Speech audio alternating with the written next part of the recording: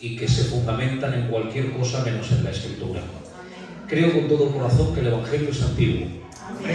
Y si no es antiguo, no te lo creas que no es Evangelio. Así que tengo una palabra para gente que quiere mejorar, que quiere ser fiel al Señor, que quiere vivir delante de Dios con dignidad cristiana.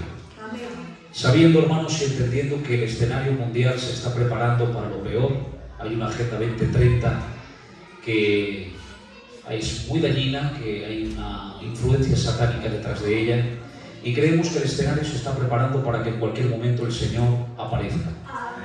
Y luchamos y somos fieles porque nos queremos ir con Él. Y no nos vamos a ir con Él porque seamos buenos. A lo mejor ya no me invitáis más y empiezo así. No lo digo yo, lo dice la Biblia. La palabra del Señor hace una radiografía acerca del ser humano un tanto negativa. La radiografía que hace es que dice la Biblia en Romanos 3:23 que por cuanto todos pequemos, todos estamos destituidos de la gloria de Dios. Y el apóstol Pablo en el capítulo 5 va a decir que el pecado entró en el mundo por un hombre y por el pecado la muerte, y así la muerte pasó a todos los hombres por cuanto todos pecaron. De manera que aquí todos somos malos. La diferencia entre nosotros y los que no han conocido a Cristo es que al cielo hay gente que cree que al cielo van los buenos, y no es así. Al cielo no van los buenos, al cielo van los salvos. Y los salvos somos los malos arrepentidos. ¿Cuántos malos arrepentidos hay aquí? Levanta tu mano y grita un amén para el Señor. Voy a leer un texto que todos conocéis. Si tenéis Biblia, venid conmigo al Evangelio según Juan, capítulo 6, verso 51 en adelante. Voy a ir saltando textos porque la lectura es larga, y presta atención porque la sola lectura de la palabra del Señor te puede salvar la vida. Dice Cristo así: yo soy el pan vivo que descendió del cielo. Si alguno comiere de este pan, vivirá para siempre, y el pan que yo le daré es mi carne, la cual yo daré por la vida del mundo. Entonces los judíos contendían entre sí diciendo: ¿cómo puede éste darnos a comer su carne? Jesús les dijo: de cierto os digo, si no coméis la carne del Hijo del Hombre y bebéis su sangre, no tenéis vida en vosotros. Verso 60. Al oír esto, muchos de sus discípulos dijeron: dura es esta palabra, ¿quién la podrá oír? Verso 66. Desde entonces, muchos de sus discípulos volvieron atrás y ya no andaban con él, le abandonaron. Dijo entonces Jesús a los 12, a los apóstoles, a los íntimos: ¿queréis acaso iros también vosotros? Le respondió Simón Pedro, el pescador iluminado, como espero que responda usted esta tarde. Pedro le dijo al Señor: Señor, ¿a quién iremos? Si solo tú tienes palabras de vida eterna. Amén. Inclina tu rostro al Señor 15 segundos y vamos a levantar una oración. Mi hermano Faico, levanta al Señor una oración por él. Señor Padre, muchas gracias, Señor, porque nos permite sentir tu presencia, Señor. Te quiero presentar, Señor, a este tu Hijo, Señor, a nuestro hermano Kumuki, Señor. Que le pongan las palabras adecuadas, Señor, para tu pueblo, Padre. Espíritu Santo, úsalo en esta tarde, Señor. Tu iglesia está esperando que le hables, Padre. Amén. Para que levantes al caído, Señor. Amén. Para que le des fuerzas al que no tiene ninguna, Padre. Y todo te lo dejo presentado en el nombre de Jesús. Amén. Amén a esa oración. Veréis, hermanos, voy a entrar rápidamente en materia. El texto que hemos leído hace alusión, referencia a un mensaje que predicó el Señor.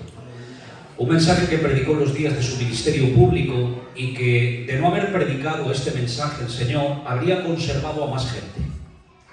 Pero el hecho de que predicara a esta gente hizo que en la congregación que le seguía, valga la redundancia, disminuyera el número, pero se quedara la calidad.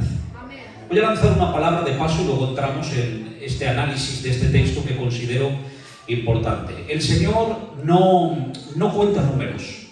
El Señor pesa limpieza. Amén. Y si hubiera sido yo, pues yo hubiera sido un apóstol del Señor, le hubiera dicho: Señor, no prediques este sermón, este mensaje, porque lo que va a hacer es que vamos a perder gente. La Biblia dice que a raíz de este mensaje muchos volvieron atrás y ya no andaban con él. Pero el Señor se caracteriza por predicar un mensaje verdadero. Amén. Porque escrito está: la verdad te hará libre. Este mensaje reza así: yo soy el pan vivo que desciende del cielo. Hasta ahí los judíos, que es la audiencia que tiene delante del Señor, aguantan el mensaje bien. Él dice que Él es el pan vivo que desciende del cielo. Pero Jesús va a decir una palabra que no van a entender, y al no entenderla va a hacer una división, esa palabra, entre ovejas y cabras, entre cristianos y casi cristianos, entre gente que quiere pagar un precio de vivir un evangelio verdadero y gente que sigue a Jesús meramente por interés. El Señor va a decir así: el que no come mi carne y bebe mi sangre no tiene parte conmigo. Los judíos van a decir: dura palabra de oír es esta, ¿quién la podrá oír? Es duro lo que está diciendo el Señor. Ahora intentaremos analizar por qué dijo eso Jesús. Pero lo que quisiera es conectar el principio de este mensaje con algo que ocurrió un día anterior. Jesús dice: yo soy el pan vivo que desciende del cielo. ¿Por qué? Porque el Señor se compara a sí mismo al pan. Para poder entender esto, habría que coger una página de la Biblia y hacer una mirada retrospectiva en el tiempo. En el capítulo 5 el Señor hizo un milagro portentoso que hasta esa fecha ningún profeta de Israel había hecho. La Biblia dice que con 5 panes de cebada y 2 pececillos multiplicó el pan para darle de comer a una multitud de 5.000 personas, sin contar mujeres y niños. Es decir, un día anterior tiene 5.000 personas, sin contar mujeres y niños.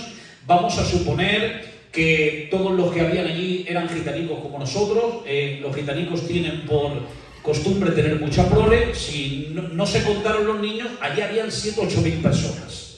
Y la merienda de un joven muchacho que solamente era 5 panes de cebada y 2 pececillos. Hay 7.000 personas y la Biblia dice que Jesús multiplica el pan y hace el milagro. Bien, estos mismos que se alimentan del pan, y abro el mensaje así, son los que al día siguiente, cuando le escuchen decir: el que no coma mi carne y beba mi sangre no tiene parte conmigo, le van a abandonar. Para ponerte en el contexto, un día anterior se benefician del pan, un día después no aguantan un mensaje y lo abandonan. Es decir, estos son los mismos que se benefician de Cristo hoy, pero que no quieren pagar el precio de vivir un evangelio verdadero mañana.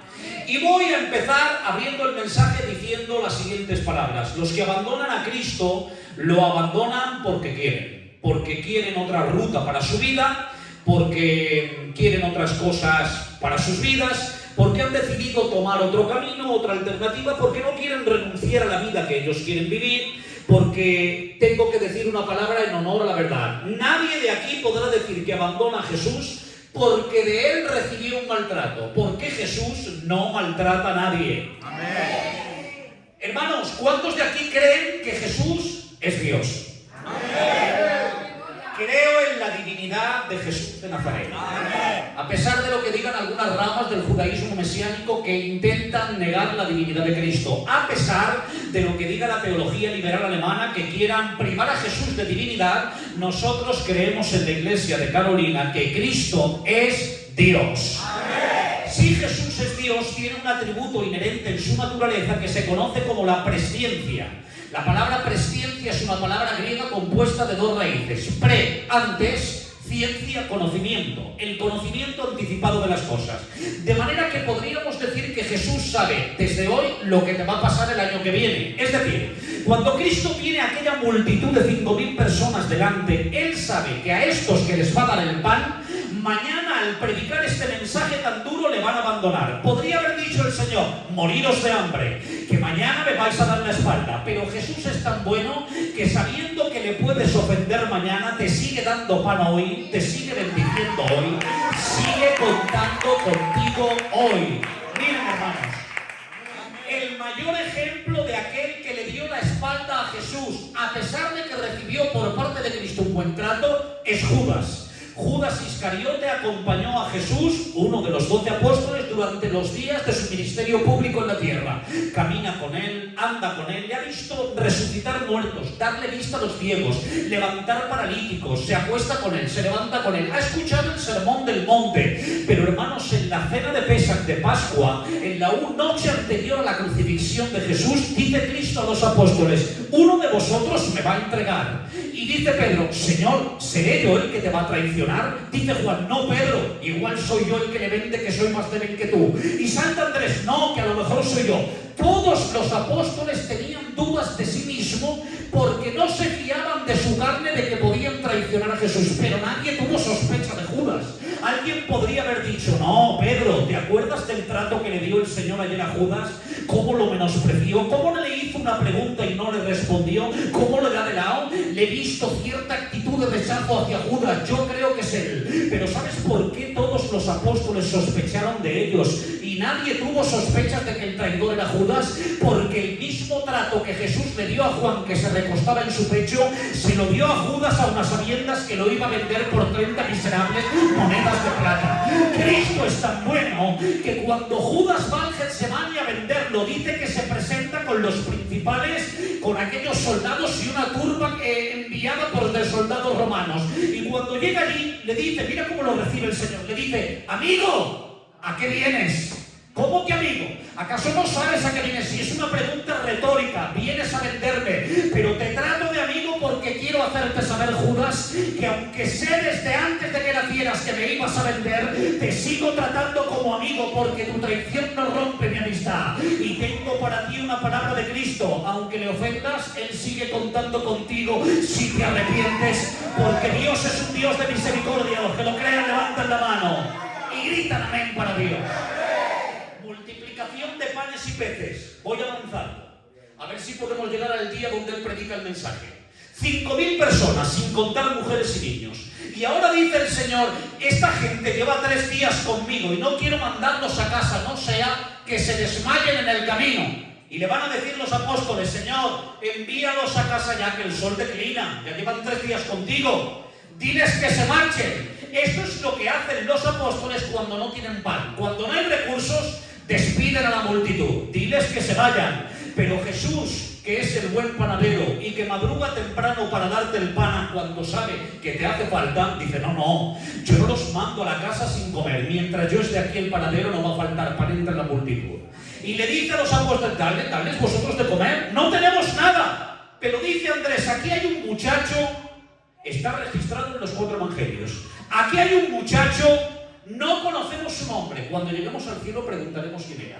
No dice la Biblia el nombre de este muchacho, pero sí dice la Biblia, hay un muchacho que no tiene nombre, pero tiene algo. 5 panes de cebada y 2 pececillos. Se necesita gente en la iglesia sin nombre, pero que tenga pan y que tenga peces.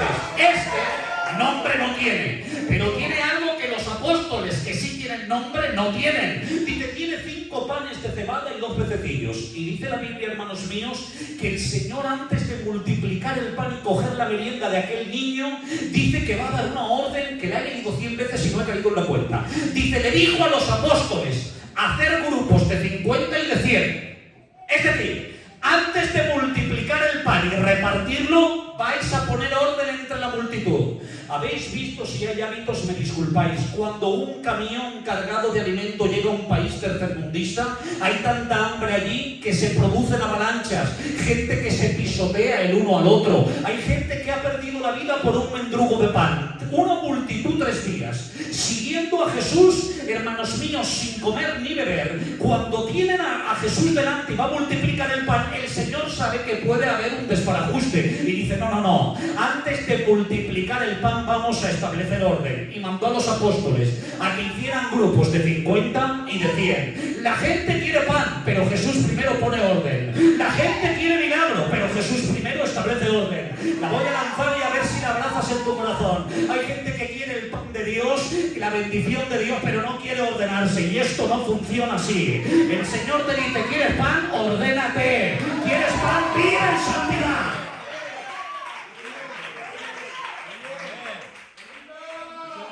Aquí lo curioso es que el que dio la orden de establecer orden entre la multitud fue Jesús, pero el que ejecutó la orden fueron los apóstoles. Es decir, Jesús le mandó a los apóstoles establecer orden, Si no hay orden, no hay milagro. ¿Quieres milagros? Ordénate. ¿Quieres bendición en tu casa? Ordénate. Ponte a cuentas con Dios.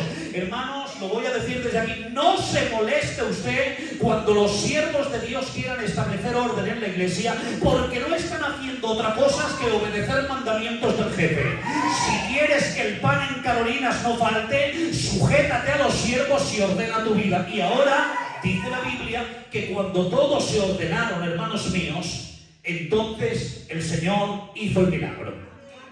Repite conmigo esta palabra: orden. Orden. Santidad. Santidad. Mirad, dejadme hacer aquí un paréntesis y luego avanzo, que hace mucho tiempo que no vengo por aquí y hoy me vais a aguantar un rato, ¿eh? Orden otra cosa que vivir en santidad delante de Dios. Orden no es otra cosa que alejarte de la carne, del mundo y del pecado.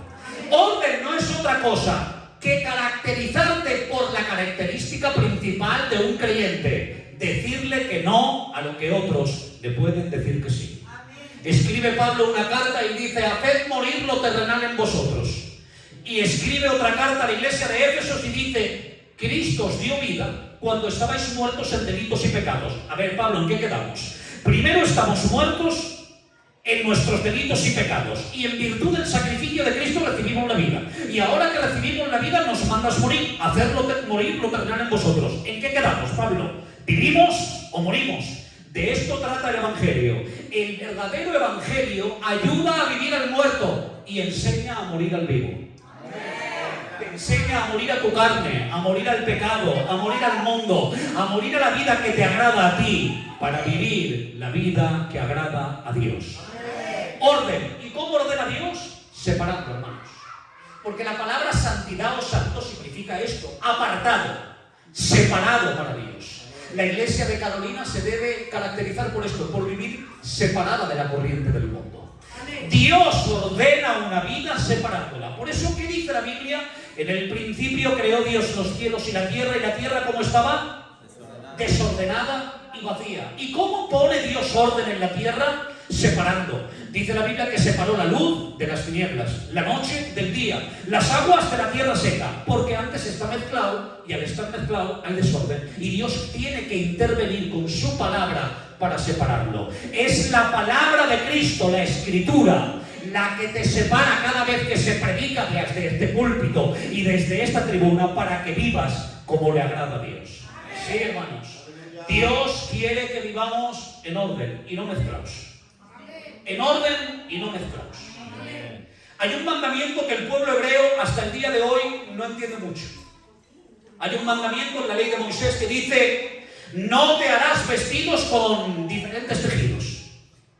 ¿Por qué? No sabemos el por qué. Pero cuando vayas a un sastre, le dice el Señor al pueblo de Israel: no vas a coser una prenda que tenga diferentes tejidos. Las hermanas entienden más de esto. Sencillo. Es que no puedes meter en la lavadora una prenda que sea de un tejido y otra que sea de otra. Porque regularmente una encoge y la otra ensancha. No se lo digan a nadie. Hay vidas cristianas que siempre están encogiendo y nunca ensanchando, y nunca avanzan, y pasan los años y nunca crecen, porque viven como ese tejido, mezclados. Un poco de carne, un poco del espíritu, un poco del mundo, un poco del culto. Pero Dios no quiere que te mezcles. Quieres que vivas santo, puro delante de Dios. Dicen los señores, que los ovnis existen. Ahora en Norteamérica dice que se ha filmado. Bueno, es una burda mentira. Que los ovnis existen. ¿Saben lo que significa la palabra ovni? La palabra ovni se le ha puesto la ciencia porque se compone de 4 letras. O-V-N-I. Significa objeto volante no identificado. No se lo digan a nadie, pero me he encontrado en algunas iglesias, he pastoreado 9 por la gracia del Señor, y me he encontrado en algunas iglesias, ovnis no, pero irnis sí. I-R-N-I, individuo religioso no identificado.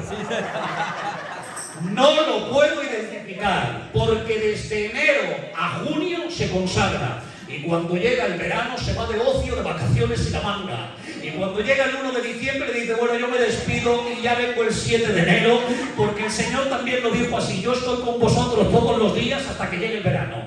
Yo estoy con vosotros todos los días hasta que llegue la Pascua. No, el Señor quiere cristianos que no sean como los turistas. Mira, ahora en enero te vas aquí a la explanada y al puerto y puedes dar un paseo tranquilo. ¿Por qué? Porque tú eres residente de aquí de Alicante toda la vida y puedes dar un paseo por la explanada sin tropezar con nadie. Ahora cuando llegue agosto, vete a la explanada. Los que vivimos aquí en Alicante toda la vida, te las ves y te las deseas para llegar al fin de la explanada. ¿Por qué? Porque vienen todos los turistas de fuera. Vienen de Inglaterra, de Bélgica, de Alemania. Pero ¿sabes cuándo vienen? ¿Sabes cuándo aparecen? Cuando viene el buen tiempo. Hay gente que son como los turistas, solo aparecen en la iglesia cuando hay buen tiempo, cuando hay buen ambiente, cuando las cosas van bien. Pero Dios busca creyentes verdaderos que estén a las buenas y a las malas, en las buenas rachas y en las malas, que sean fieles siempre. 5 panes de cebada y 2 pececillos. Paco, no dice la Biblia que tenía pan de harina, dice pan de cebada. Bueno, lo he dicho otras veces y lo reitero. Antiguamente en Israel habían 2 clases de panes. Estaba el pan de harina y el pan de cebada. El pan de harina estaba al alcance de cualquier trabajador vulgar. Alguien que pastoreara un redil de ovejas, labrara una viña, le daban un denario, se iba a la panadería y compraba una barra de pan de harina. Es lo que usted y yo comemos a diario, pan de harina. Pero luego estaba el pan de los pobres, era pan de cebada. Era como una especie de corcho, era incómodo de comer. El que no tenía trabajo para comprar pan de harina, se veía obligado a comer pan de cebada. Y dice la Biblia, dice Andrés, aquí hay un muchacho sin nombre que tiene pan de cebada, de pobre, y 2 pececillos. Léelo, no dice peces, dice pececillos. ¿Saben por qué? Porque cuando un pescador salía a pescar a las orillas del lago de Genesaret, echaba la red en el lago de Genesaret y dentro de la red caían peces de todos los tamaños. Los peces grandes se podían vender porque la gente los compraba, tenían salida, pero los pececillos pequeños nadie los quería. ¿Y saben lo que hacían los pescadores? Los dejaban a la orilla del puerto para que cuando pasara la gente pobre tuviera algo que echarse a la boca. Dice Andrés, aquí hay un muchacho sin nombre que tiene pan de pobre y peces de pobre. Y dice Cristo, darme lo poco del pobre que en mis manos se multiplica. Habrá veces que vengas a la iglesia y digas, es que yo no tengo el don del Jonathan y su compañera para cantar, es que yo no tengo un ministerio para predicar, es que yo no soy diácono ni paso la ofrenda, es que yo tengo pan de cebada y pececillos. Tranquilo, si te sientes pobre, ponlos en las manos del panadero, que en sus manos se multiplica para darle de comer pan del evangelio a tu casa, a tu matrimonio, a tus hijos, a tu familia, a tu barrio. Si lo crees, apláudele al Señor.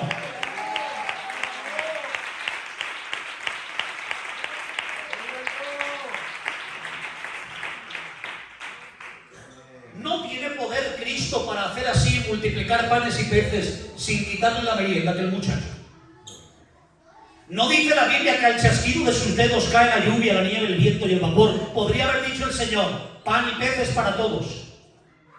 Pero dice, no. Aquí quiero dejar una enseñanza plasmada. Darme lo poco del pobre. Y lo deja sin merienda, aunque luego se lo da con creces. Ojo aquí a lo que te voy a decir. Aquí no se trata de que todo lo hace Dios y yo me cruzo de brazos. La salvación es gratis. Insisto, la salvación es gratis. De hecho, la salvación es tan sumamente cara que solo gratis la puedes recibir. No hay precio para poder pagarla. Te digo más, la salvación no es una recompensa para los buenos, es un regalo para los culpables. Te la regala Dios siendo culpable si te arrepientes y crees en virtud del sacrificio de Cristo. Esto es así. Pero Jesús quería dejar una enseñanza plasmada. Yo voy a hacer el milagro, pero yo voy a hacer lo imposible. Multiplicar el pan. Pero alguien tiene que hacer lo posible, que me dé lo poco que tiene. En las páginas del Evangelio siempre vemos esto. El Señor le dijo a este muchacho, tú dame el pan que yo lo multiplico. Tú haz lo posible y yo hago lo imposible. El Señor, cuando fue a resucitar a Lázaro, ¿qué le dijo a aquellos muchachos? Quitar la piedra del sepulcro. Vosotros quitar la piedra, hacer lo posible. Al muerto lo hago yo, a ese lo levanto yo hago lo imposible. ¿Qué le dijo el Señor a Pedro? Tú echa la red, pero si no he pescado nada. Tú haz lo posible, Pedro, vuelve a intentarlo. Tú echa la red, que yo te la lleno de peces. Porque esto no se trata de que yo no hago nada y el Señor lo hace todo. No entró el Señor a las bodas de Caná de Galilea y ¿qué le dijo a los sirvientes? Vosotros llenad las tinajas de agua, haced lo posible, pero yo hago lo imposible, yo transformo el agua en vino. Por cierto, qué curioso, lo voy a decir de paso, aunque no va en el sermón, me salgo un poco del guión. Invitaron a Jesús a una boda. Habré leído ese pasaje, yo y los hermanos también, y todos vosotros, muchas veces, no he caído yo en esto, Invitaron a Jesús a una boda. ¿Te atreverías tú a invitar a Jesús a una boda? De las nuestras.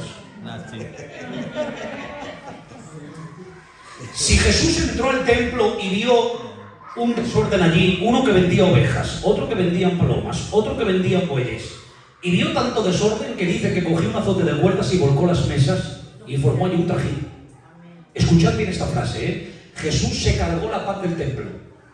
¿Por qué? Porque hasta que entró Jesús, en el templo había paz, pero era una paz ficticia. Era una paz producida por el silencio de los sacerdotes. ¡Ay, qué bien estáis aquí, Anás, Caifás. Aquí en el templo todo funciona bien, claro. ¿Y cuál es el precio que hay que pagar para mantener esta paz? Sacerdotes, muy sencillo. ¿Queréis mantener la paz en el templo? Que aquel vende ovejas, tú guarda silencio. Que aquel se lucra con las monedas de los cambistas, tú guarda silencio. Que aquel vende bueyes, tú guarda silencio. Hasta que Jesús entró y dijo, yo no guardo silencio. Dice la Biblia que hizo una foto de cuerdas y literalmente, hermanos míos, empezó a barrer el templo. Pregunto yo, si Jesús entra al templo y ve un desorden y hace una foto de cuerdas y vuelca las mesas, ¿quién se atreve a invitarlo a una boda? Si va al templo y vuelca las mesas, ¿quién tiene valor a invitarlo a una boda? De las nuestras. Si yo hago una boda, tengo una niña con 15 años, me va a hacer en septiembre. Lo sé yo que me va a durar 15 años más. Lo sé yo. El día que la tenga que casar, si Jesús viviera en mi tiempo como vivió en el siglo I, al primero que me invito es a Jesús. Pero escuchad bien lo que os voy a decir. El padre del novio y de la novia estaban tan seguros que esa boda se iba a hacer con orden que dijeron invitar a Jesús que no corremos peligro. Te voy a decir más. Se estropeó la boda por falta de vino y dijo el Señor, tranquilos, lo arreglo yo, convirtió el agua en vino. Se sintió más cómodo Jesús en esa boda que en el templo.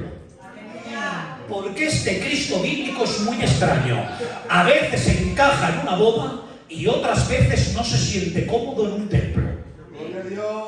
¿Por qué? Porque Jesús no se siente cómodo por lo limpio que parezca lo de fuera, sino por el orden y la santidad que haya dentro.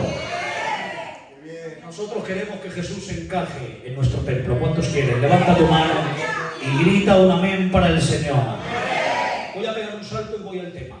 Ha hecho un milagro el Señor portentoso. Multiplica el pan y los peces.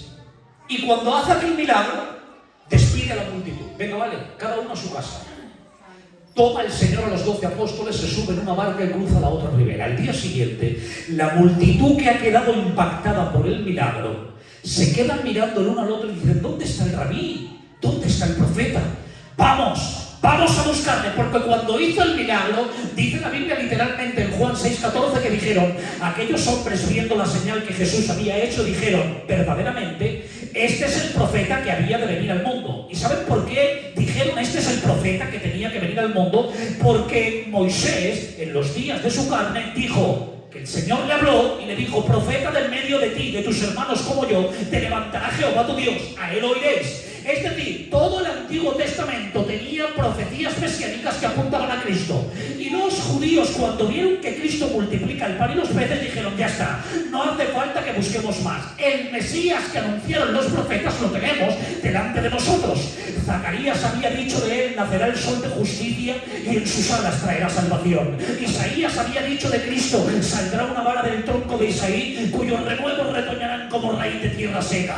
No esconderá su rostro de injurias ni de insultos, dará sus mejillas a los que le arrancarán la barba a tirones, y el castigo de nuestra paz será sobre él. Todas las profecías del Antiguo Testamento se estaban cumpliendo. Había un profeta llamado Malaquías que había dicho, alégrate, hija de Sión, porque he aquí que viene tu rey, el Mesías, montado sobre un asno, un burro, hijo de animal de carga. ¿Qué cosas? Todos los reyes y emperadores, cuando venían de una batalla, subían en grandes corceles y caballos. Se cuenta en la historia que Alejandro el Magno tenía un caballo que le puso de nombre Bucéfalo, que corría a una velocidad tan vertiginosa que nadie le podía atrapar en la batalla. Pero este que es rey de reyes y señor de señores no viene en caballo. La profecía dice que venga en burro, y aunque la gente le espera a caballo, él es más fiel a la palabra que a lo que la gente espera de él. Dice, no, el profeta dijo que tenía que venir en burro y yo me presento en burro, pero aún así no pierde prestigio. Y cuando ellos lo ven, dicen, ya está, no hay que buscar más, él es el Mesías, vamos a buscarle. Se han subido a la barca, han cruzado el lago de Genesaret, y cuando se topan con él, se le quedan mirando y le dicen así, Rabí, ¿cuándo llegaste aquí? Y ahora viene el tema del mensaje. No te pierdas estos 15 minutos que son cruciales. Aquí quería llegar a parar. Rabí, ¿cuándo llegaste aquí? Hemos hecho la travesía, nos hemos subido a la barca, hemos dejado nuestra casa, nuestra familia, nuestros negocios, porque vaya milagro hiciste ayer, ¿eh? ¿Cómo multiplicaste el pan, eh? Vaya reencuentro tuvimos ayer. ¿Cómo nos vas a sorprender hoy? Y ahora dice el Señor, sentaos, hoy no hay milagro. Hoy no hay milagro. Si pudiera definir con un título, este mensaje se titularía así: hoy no hay milagro.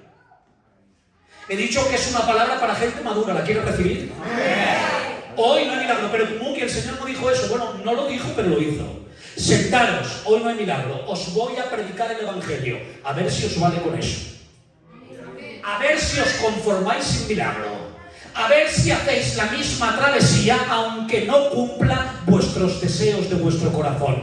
Y dice el Señor así: yo soy el pan vivo que desciende del cielo. Si alguno comiere de este pan, vivirá para siempre. ¿Entiendes por qué predica y se compara con el pan? Porque el día anterior ha hecho multiplicación de pan y él sabe que han venido para comer otra vez. Pero se queda Jesús mirando y dice: ¿a qué? ¿A qué habéis venido? ¿Porque pensáis que voy a multiplicar el pan como lo hice ayer? Os habéis equivocado. Creéis que el milagro es multiplicar el pan, pero no os habéis dado cuenta que el mayor milagro no es multiplicar el pan, es quien lo multiplica. Por eso dice: yo soy el pan vivo que desciende del cielo, y el que coma de este pan vivirá para siempre. El pan de ayer os sirvió para ayer, pero hoy volvéis a tener hambre. Pero si coméis del pan del cielo, no tendréis hambre jamás. ¿Por qué habéis venido? ¿Por los milagros de Cristo o por el Cristo de los milagros? Porque, hermanos, tengo que decirte algo en honor a la verdad. No siempre vamos a ver milagros. Y vaya por delante que yo creo en los milagros, ¿eh? Nadie me vaya a malinterpretar. No soy cesacionista, a semejanza de las ramas bautistas, ¿eh? Creo que los dones del Espíritu están vigentes, que Dios puede sanar. Lo creo. Sí, pero también creo que a veces Dios nos sana. Amén. Claro que sí. Amén. El que te predica está enfermo. Sí, Señor. Llevo desde los 24 años, desde que me pedí con mi mujer, desde los 21. Se llama Dolores. Vinieron Dolores. Llevo 17 o 18 años arrastrando una enfermedad, tomando 9 pastillas diarias. Ahora soy hipertenso, también me han dado una más para la colección, 10 pastillas.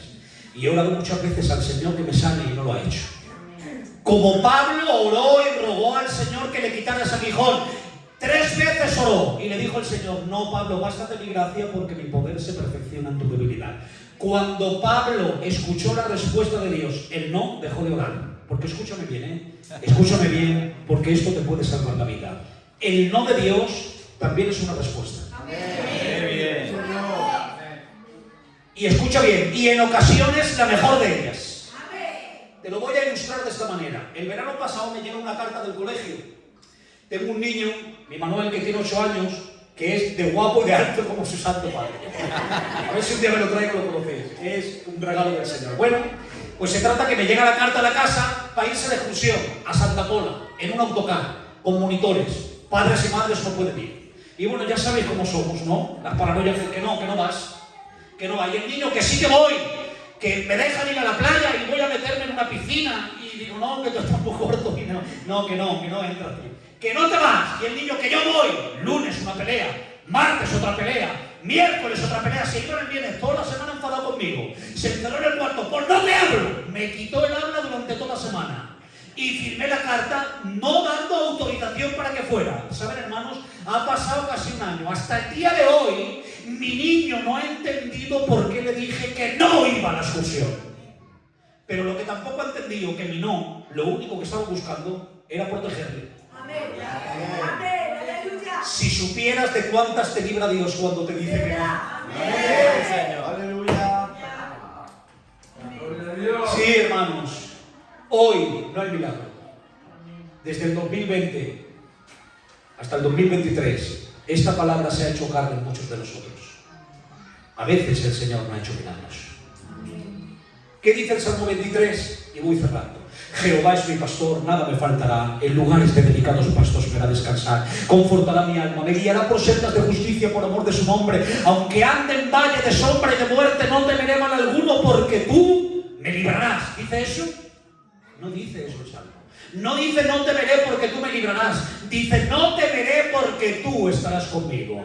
Porque escucha bien, de ciertos valles el Señor es posible que no te libre. Pero de lo que sí que te va a librar es que el valle lo cruce solo. Siempre te promete que por cualquier valle que pase, su compañía la vas a tener. Sí, hermanos. Yo soy el pan vivo que desciende del cielo. ¿Alguien me puede acompañar un poquito con la guitarra, así suave, y acabo. Mirad, hermanos.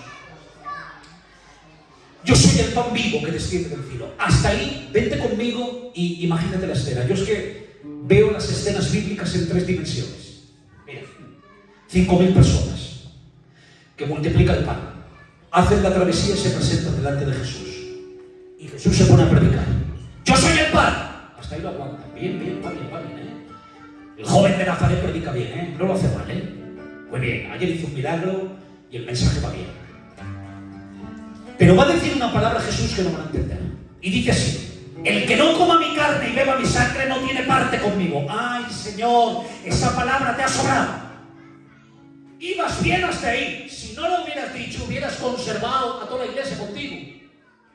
Pero decir esa verdad ha puesto en evidencia quién es iglesia, quién no, quién quiere pagar el precio y quién no. Y cuando escucharon el que no coma mi carne y beba mi sangre no tiene parte conmigo, dijeron: dura palabra de oír es esta. ¿Quién la podrá oír? Claro, entender que la audiencia que tiene Jesús es judía.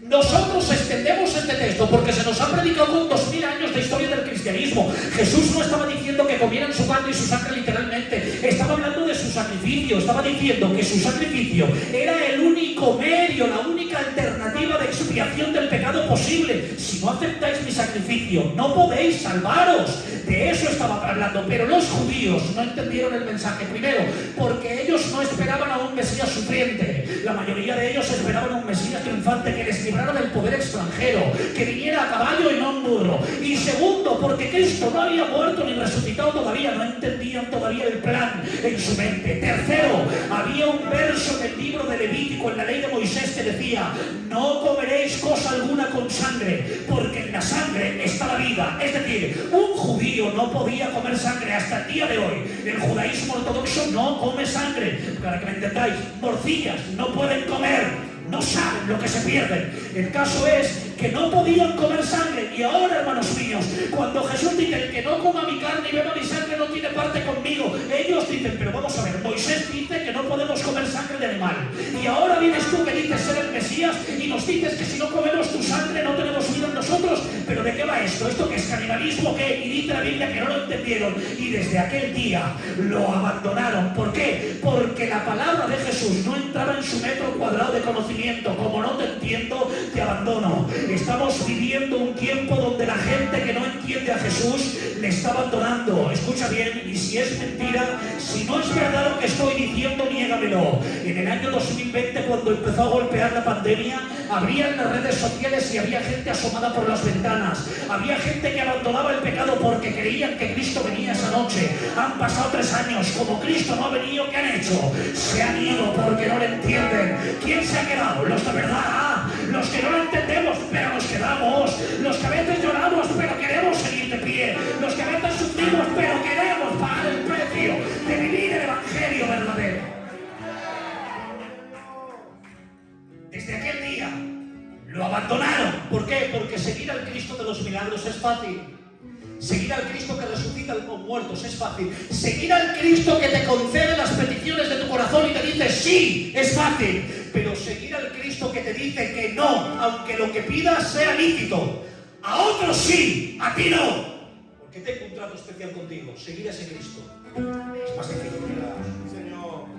Es más difícil. Se va la gente y se quedan 12. Los íntimos, los de toda la vida, los apóstoles, los de Carolinas. Y se da la vuelta a Jesús y les dice: ¿queréis acaso iros vosotros también?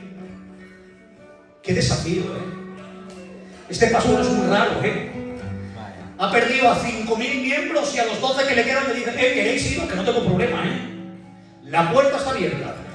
Este es el mensaje que predico. Si lo aceptáis, bien. Que no, la puerta está abierta, os podéis ir. El evangelio es como la mafia, pero al revés. En la mafia es muy fácil entrar, pero es imposible salir. Aquí lo difícil es entrar, y si te han dicho otra cosa, no te lo han explicado bien.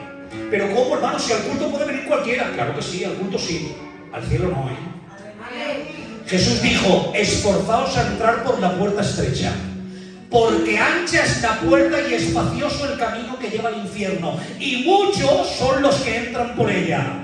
Pero estrecha es la puerta y angosto el camino que lleva al cielo, y pocos son los que la hallan. Vivir un evangelio bíblico es costoso, hay que pagar un precio, hay que saber perdonar, hay que saber no guardar resentimiento, hay que ponerse de pie cuando los golpes de la vida te golpean. Ser fiel a Dios es un precio alto que pagar. Y Jesús le dice a los 12: ¿queréis iros? Iros vosotros también.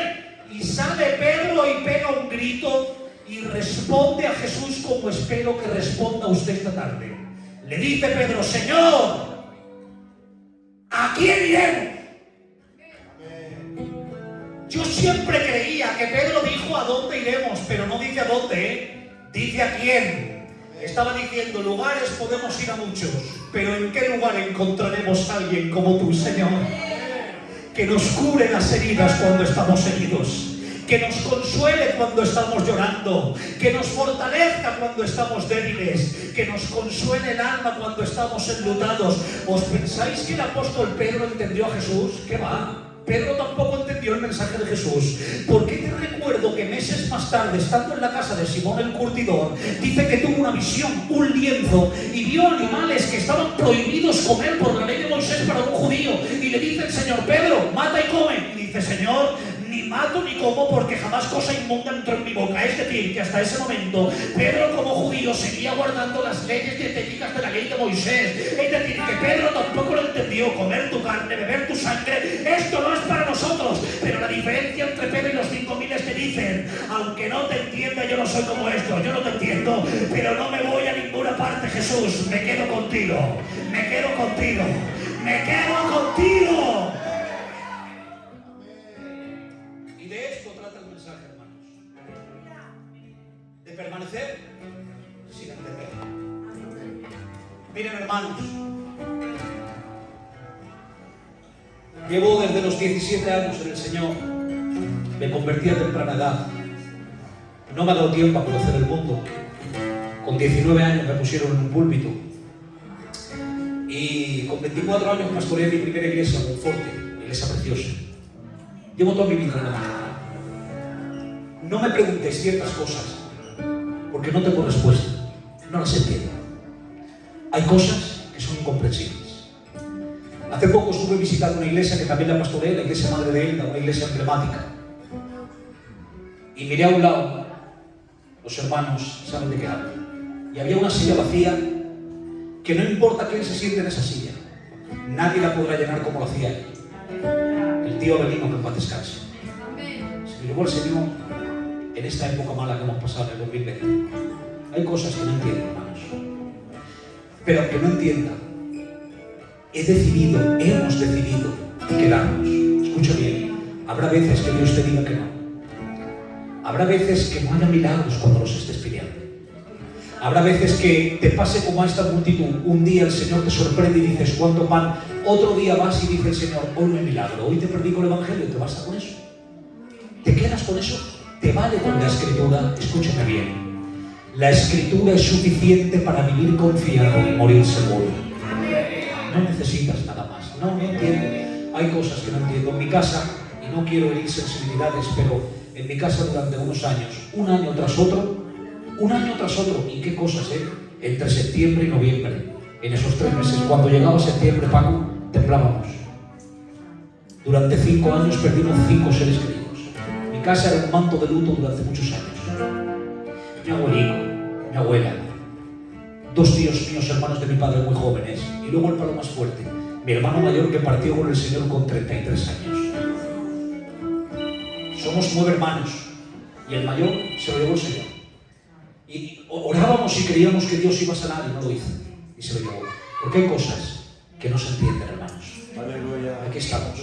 Voy a decir una palabra. ¿Saben, hermanos, qué término utiliza la Biblia para la muerte de los cristianos? Termino con esto.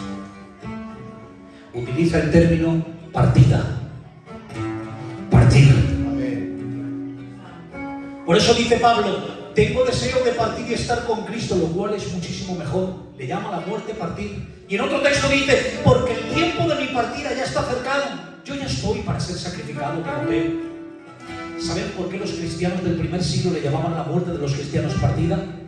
Porque la palabra partida se utilizaba en el idioma griego koiné, que fue el idioma en el que se escribió el Nuevo Testamento, y se utilizaba ese término para definir cuando zarpaba, cuando partía un barco. Cuando un barco estaba amarrado al puerto y quería hacer un viaje, levantaba las anclas, soltaba las amarras y zarpaba. Y entonces los marineros decían: ese barco ha partido a otro puerto. Por eso los cristianos, a la muerte de los cristianos le llaman partida y no le llaman muerte, para dar a entender que los cristianos no mueren, los cristianos viajan. Lo creo, hermanos. Si eres fiel hasta el final en medio de tu dolor, si eres fiel en medio de tus lágrimas, en breve vamos a ver el espectáculo más grande que jamás ojos humanos han podido contemplar. Está escrito, y yo lo creo, dice la Biblia, que el Señor mismo, con voz de mando, con voz de arcángel y con trompeta de Dios, descenderá del cielo, y los muertos en Cristo resucitarán primero, y luego los fieles, los que se quedan con Cristo aunque no lo entiendan, seremos arrebatados juntamente con ellos para recibir al Señor en el aire. Pero había una pregunta que yo me hacía: ¿por qué cuando Cristo venga tiene que sonar una trompeta? Porque está escrito así. Dice Pablo en la carta a los tesalonicenses: con voz de mando, con voz de arcángel y con trompeta de Dios. Y dice en Corintios 15: porque se tocará la trompeta cuando Cristo venga. Y yo decía: ¿por qué? Porque el sonido de una trompeta en la venida de Cristo. ¿Saben por qué? Porque antiguamente en Israel, cuando los hebreos soldados salían a la batalla, empezaban a desenvainar la espada y luchaban, sangre a la derecha y sangre a la izquierda, soldados de pie y soldados caídos.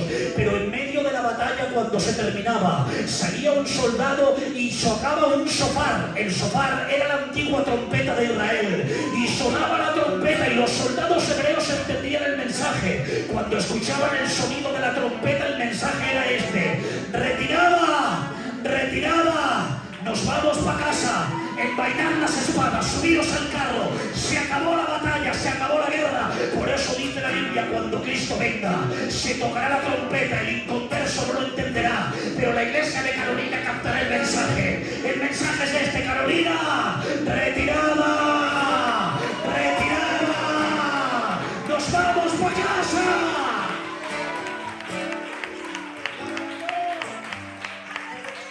Pero había una diferencia.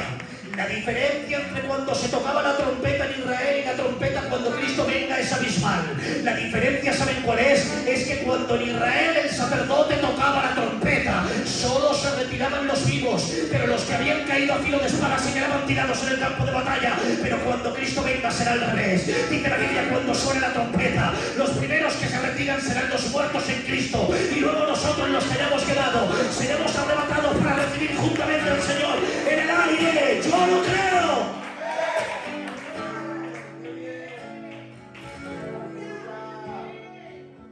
Aguanta. Soporta. No tires la toalla. Mira, yo no sé cómo has venido esta tarde aquí. No lo sé. No lo sé. Seguramente con problemas. ¿Quién no tiene problemas? Está escrito: en el mundo tendréis aflicción. Todos tenemos un problema que resolver. Todos tenemos un motivo para llorar. Un matrimonio que hace aguas a veces. Una casa, hermanos míos, que a veces se descontrola. Unos hijos que nos dan que hacer. Una economía que no te hace llegar a fin de mes. Una carta que te roba la paz. Una enfermedad que te llama a la puerta. Todos tenemos problemas.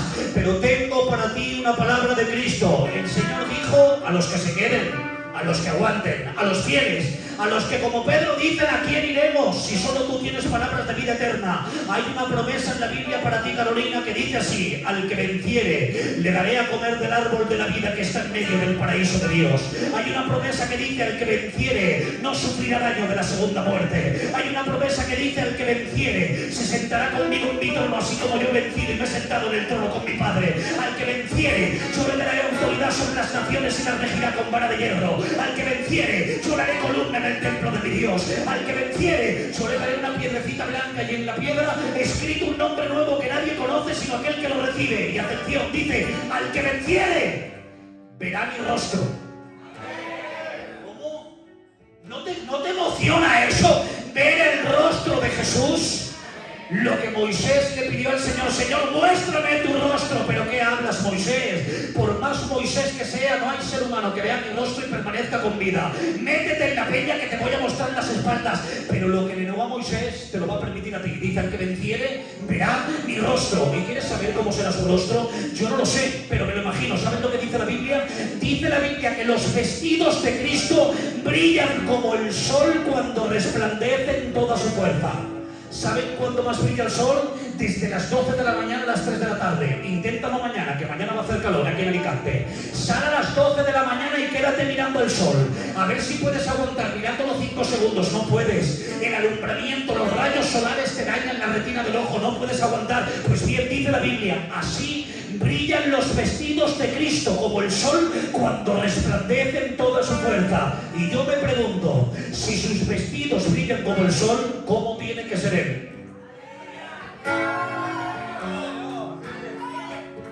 ¿Cómo será? Que dice la Biblia que allí en la Nueva Jerusalén no habrá necesidad de sol, porque Cristo será tu lumbrera. Él te alumbrará. El problema, ¿sabes cuál es, Paco? Que hay gente que viene a la iglesia tan herida, tan cansada de tropezar en la misma piedra, tan débil, que dice: Señor, es que ya me da vergüenza levantar una oración porque te ofendo tantas veces, ofendo tanto tu santidad. Que estos textos hablan para el que venciere. Al que venciere le daré, al que venciere le daré, el que venciere se sentará. Pero yo a veces no venzo, yo a veces fracaso, a veces caigo también en derrota, a veces salgo días a pelear y el enemigo me gana la batalla. ¿Te sientes así? Bienvenido al club de los que fracasan. Yo también me siento así a veces.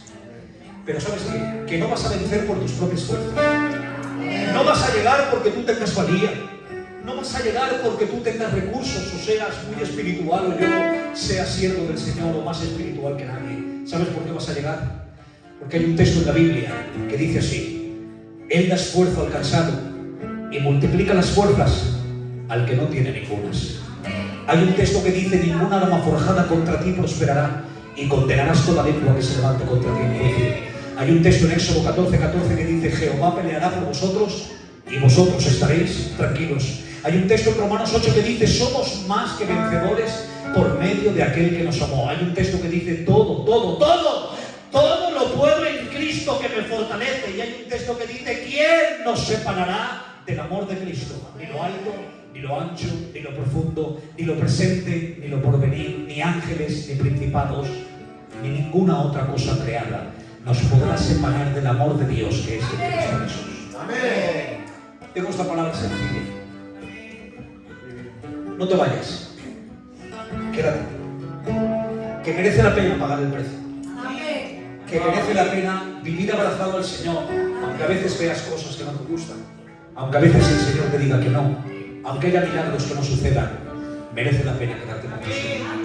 ¿Te quieres quedar? Amén. Te pido que te pongas de pie un minuto y terminamos. ¡Aleluya! ¡Tu nombre, Señor! Muchas gracias. Sí, Dios. Muchas gracias, amado Padre. Es posible que hayas venido herido. Cierra tus ojos y que sientas cierta incomprensión, incertidumbre, dudas, que te sientas en tu interior muy tocado, muy resentido, muy herido en profundidad y dices: Señor, no entiendo el porqué. No entiendo por qué estas lágrimas, por qué esta ansiedad, por qué no poder conciliar el sueño, por qué esta depresión que parece que se va y se queda, por qué esta enfermedad que me llama a la puerta, por qué este matrimonio que hace aguas, por qué estos hijos que quiero enderezarlos y no puedo. No sé qué problema tienes, pero hoy el Señor viene hablando de tu vida y te dice: aunque no entiendas, si permaneces fiel, está escrito.